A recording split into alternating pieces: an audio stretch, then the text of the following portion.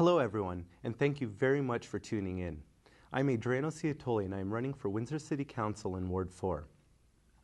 After hearing concerns from many of Ward 4's residents and business owners that they are not being properly represented at the council table, I decided it was time to take a step forward and make a positive change in my community.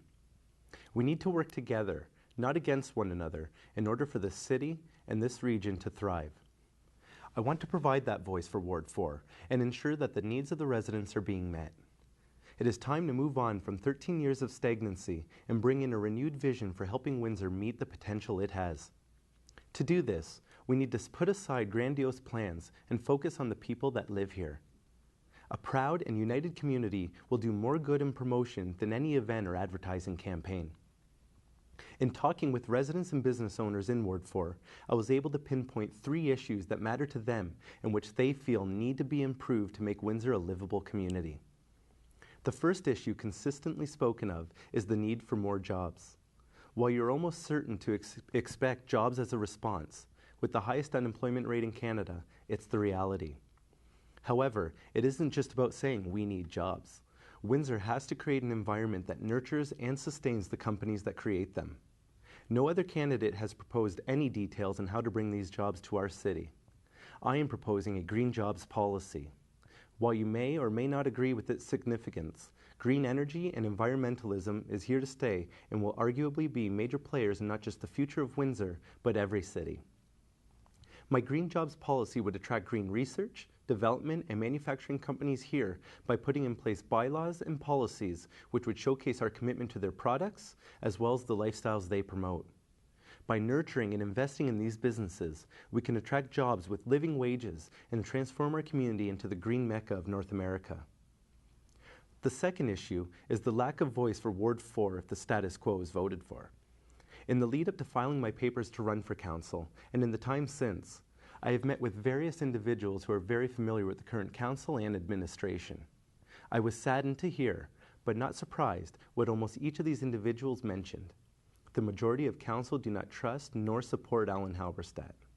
2 recent issues that Mr. Halberstadt has brought forward lean towards proving this.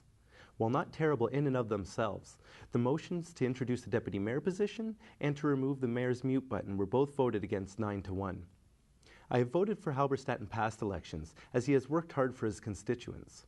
However, over the years, he has become known more for his dissenting voice on council than anything else. It is okay to be the maverick, but at some point, to the detriment of our ward and our city, people stop listening. What he has failed to realize is that the votes against his motions had nothing to do with the deputy mayor position or with the mute button. They had everything to do with Mr. Halberstadt. He has relegated himself, and in the process our ward, with his always against nature and his grandstanding. The third issue would be the lack of investment into the business improvement areas and other core areas of Windsor.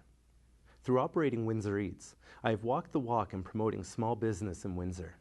I hear all the concerns on what is restricting them from being successful. The true choice for small business is with someone who deals with them on a day-to-day basis, walks in their shoes, and understands their struggles. BIAs are important parts of the core areas in our city.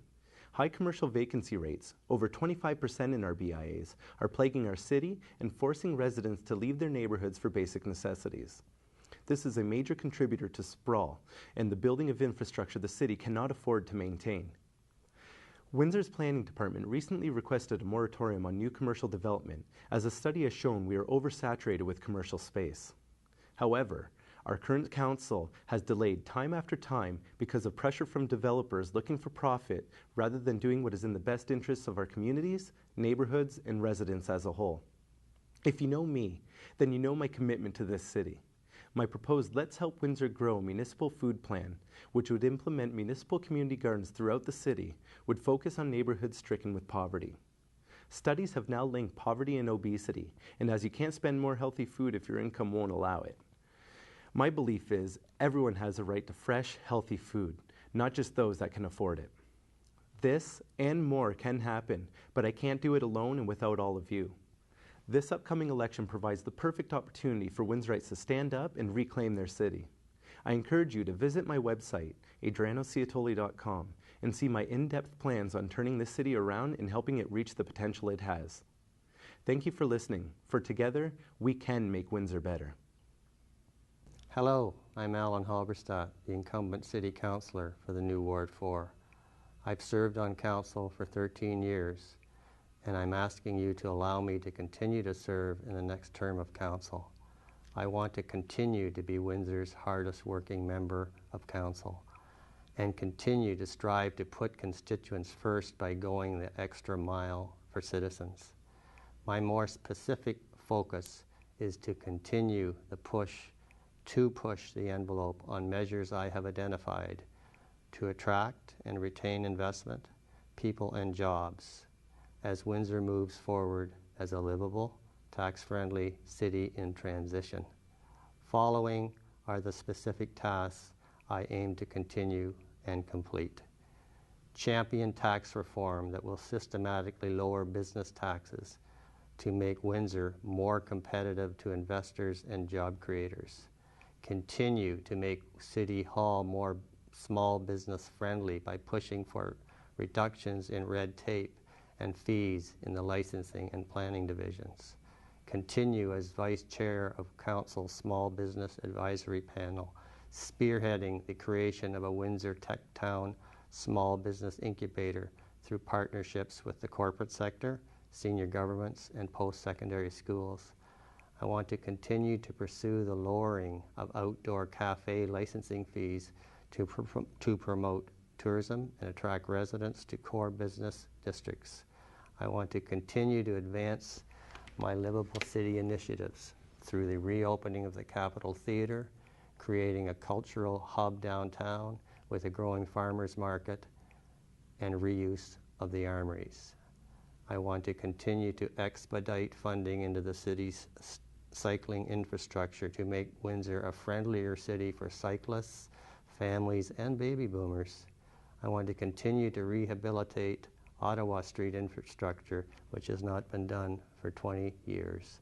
I want to continue to stand up for taxpayers by opposing hidden taxation in our hydro and water bills, and continue to press for a comprehensive strategy to cut spending on consultants and lawyers. In making my council decisions, I listen to what the people say, often through surveys I pay for myself, and carefully study all the permutations of an issue before making my council decision. If necessary, I am never afraid to stand alone because I love this city. I ask for your vote on October 25th so I can continue to serve you.